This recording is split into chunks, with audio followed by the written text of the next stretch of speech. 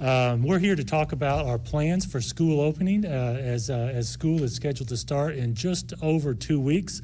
First, I want to thank our Board of Education, our county leaders, Mayor Rogers Anderson, the County Commission, our local emergency management staff, our state and local health departments, Williamson Medical Center staff, our municipal leaders, and so many others who have helped us through this process and have led our communities through these unprecedented times. Our county government has, in the past few weeks, taken strong steps to help us all. Mayor Anderson is here with us today, and I appreciate his requiring the use of cloth face coverings in public. You may also know that the governor has extended our state of emergency through late August. We know that this is a total community effort to deal with our pandemic. I especially want to thank all our local agencies for providing input and guidance as we developed our return to school plan that our Board of Education passed last week. That plan included 3 protocols for returning to school based on the metrics that we developed with the help of our local health department and our local emergency management staff. A key component of this plan includes using these metrics to discuss in detail with local authorities and local providers the needs of our community and to help us evaluate our need to move to the next levels of our plan. In our recent work, since our board passed our plan last week, we've been doing just what that plan calls for.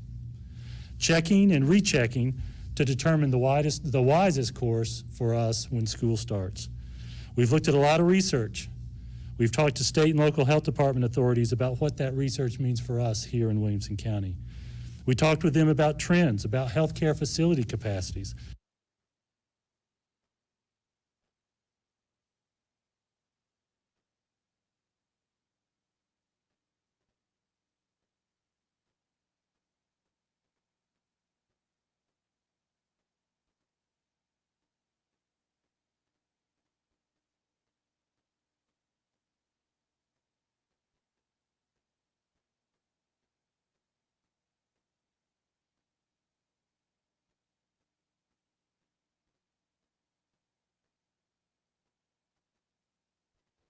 We studied our own current staffing. I want to give you a few numbers. As of this morning, our current active case number in Williamson County was 1,470 active COVID-19 cases. That's a 7-day net increase of 136 over the prior week, a 10% increase in active cases over the course of that week. The last 3 days, the numbers have been promising and gone down somewhat. But we know from our discussions with our health authorities that due to the timing of case reports, weekly numbers can be more helpful to us as we track trends. As you may have also heard recently, Williamson Medical Center is experiencing an increase in inpatient COVID-19 cases. They've had to alter their ability to provide certain types of surgeries that involve inpatient time. They have also shared publicly that they're experiencing staffing issues.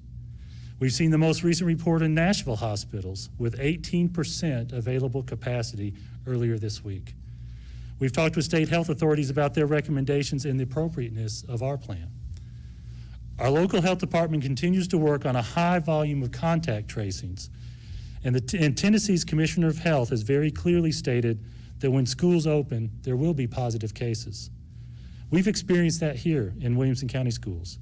This week, we closed one of our building's extended school year program based on a positive case and the need to clean and contact tracing. Right now, we have about 20 of our summer staff out based on quarantine or health issues, including some of our administrators who've been diagnosed or quarantined. We're concerned that with our current numbers, returning all students to campus on August 7th, where we know we can't be socially distanced, will place a burden on our students, on our staff, and on the health department and others that currently can't be borne based on our numbers. We've decided that the wisest course for our students, faculty, and staff is to apply our medium protocol school opening plan starting on our first day, August 7th. For at least the first 2 weeks of school, we will be applying that medium metric protocol. We will use remote learning described in our plan. Early childhood, pre-kindergarten, kindergarten, and 1st through 2nd grades will start school on campus. This plan allows for our youngest learners to be on campus with improved social distancing, something that cannot be achieved if all grades are on campus. This plan also promotes early literacy for our youngest children. That's a critical process for those young children as they learn how to read and work on phonics. Students in grades 3 through 12 will start remote. Students currently in the Alternative Learning Center will start on campus. Many students with disabilities will receive services on campus based on their individualized needs. Again, with a goal towards socially distancing our students while they're on campus. We have also expanded our WCS Online program this year to all grades. Those who have signed up for that program will start on August 7th as well. We have extended the deadline to choose that program to this Sunday, July 26th at 5 p.m. This is a critical deadline because the principals and teachers' work in staffing that program is a heavy lift that will take the 2 weeks that we have before school starts.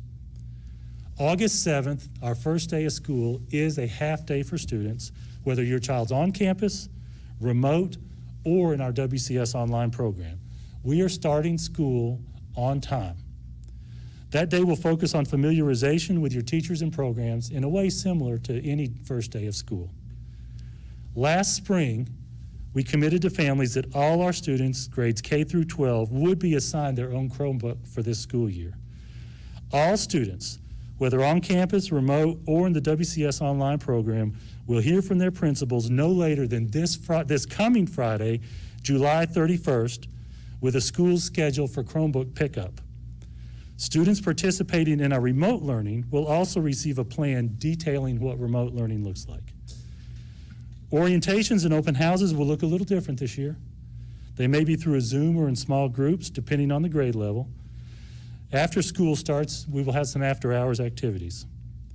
Extracurricular activities will be coordinated by the school principals and will be able to continue under our current safety protocols, outside the school day and based on social distancing standards in small groups.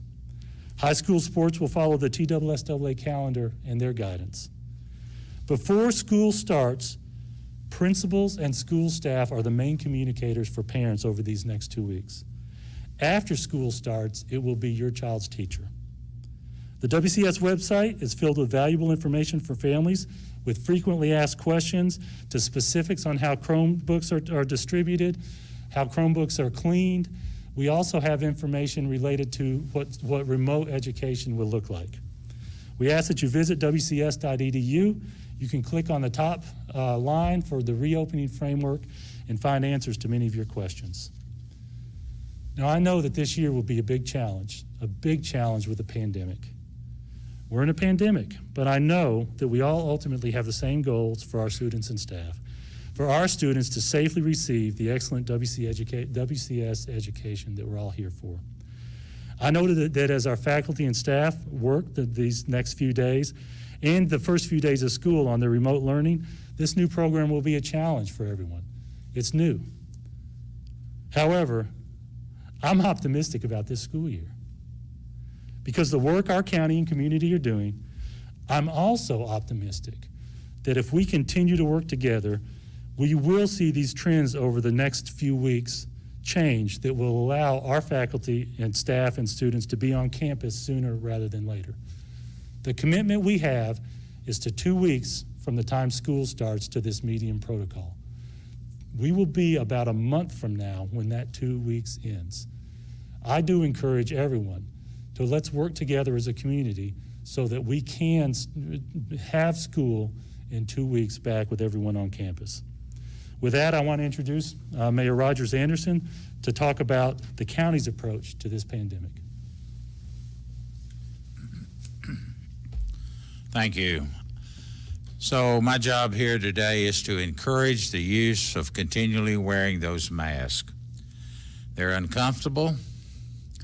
None of us really like wearing them, but they're the things to do to keep our community safe the best that we can. When we issued the mandatory order for the mandatory of wearing the mask, which the powers are given to us by the governor of the state of Tennessee.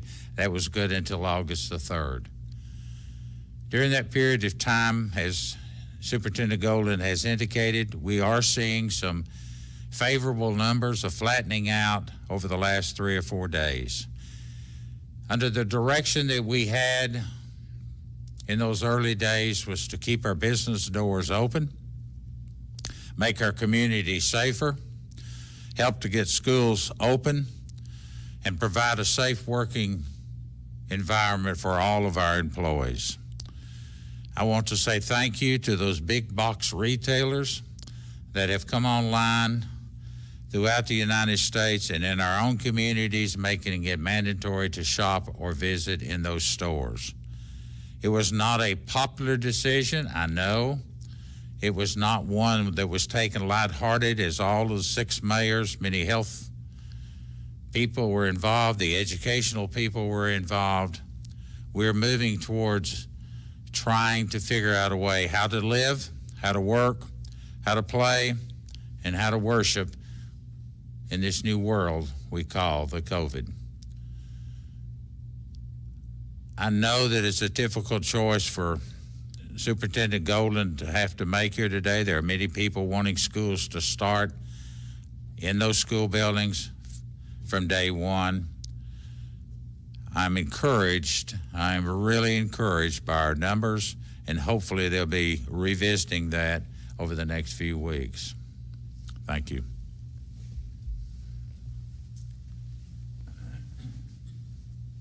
Okay, so now we are opening the floor for questions. Obviously, the first 2 weeks, as you mentioned, in that medium-phase plan with virtual for 3 through 12, when will the decision about the rest of the semester be made? Will these decisions be made in 2-week increments, or is this something that, is there a point where a decision will be made for the rest of the semester? So the commitment we made was to, in the event we had to move from one level to the other, to move no less than 2 weeks so that parents could have some consistency in that. And so as we evaluate that into those first 2 weeks of school, and really these 2 weeks before school as well, it is possible that when we make the decision to move to the next protocol, it may be for longer than 2 weeks. The reality is we're going to spend every day talking with our local health department, tracking those numbers that we talked about, how the hospitals are doing. We're going to get some really good information from our campuses at the elementary schools once this starts. And so because of that, we are committed to that minimum 2 weeks, but on either direction, either end, it could be longer if the numbers go well. Is there a concern about, obviously a lot's changed since this plan was enacted when we were in the low plan.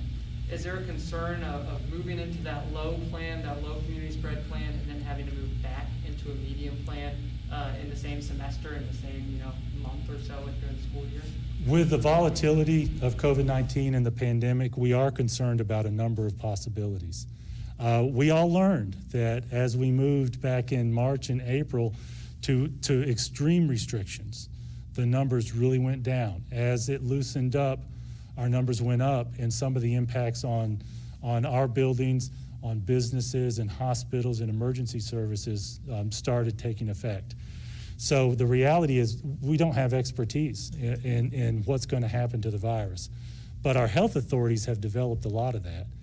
And what we've learned is that mask and the list of recommendations from the health department are our best bet to reduce the impact so that our staff and our students can be on campus. And just to clarify, I think you mentioned it, but parents still have the option to opt for virtual learning no matter what phase the school district is in. One of the things we learned through this process is there are some families who, no matter what the risk, they're just not comfortable being on campus.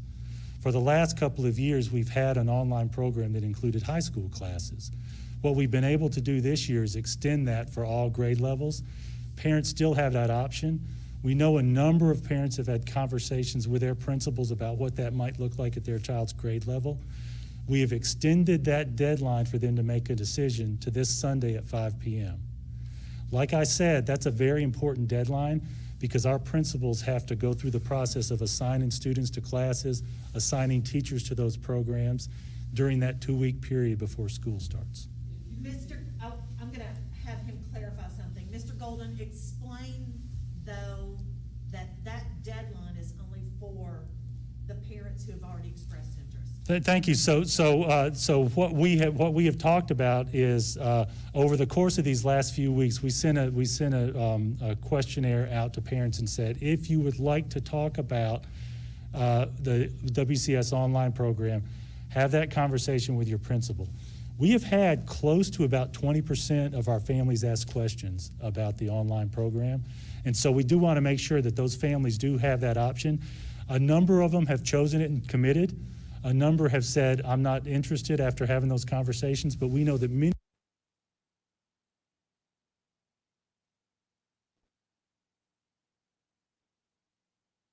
of them are still unsure. One of the reasons we're announcing this today, 2 weeks before school starts, is because we want those families to make as informed a decision as they can on that question. Do I go online?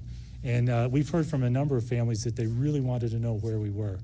You know, from a selfish perspective, it'd be nice to watch every single day of the numbers, but the reality is, based on the trends and the conversations we've had with our health professionals, this is the best decision for us at this time.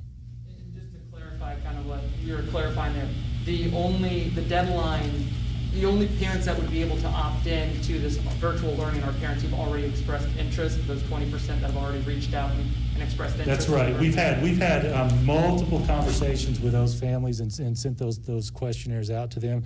So largely, the families who have been considering this have processed through this. I know high school has been a really big issue, what particular high school classes might be available. And our principals actually distributed some information about that this morning so that parents can have some time to make that decision. Mr. Golden, another follow-up. Explain why it is so important regarding staffing.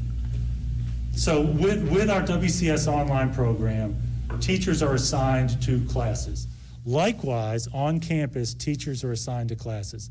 We have class size requirements through the state that we actually think are good requirements.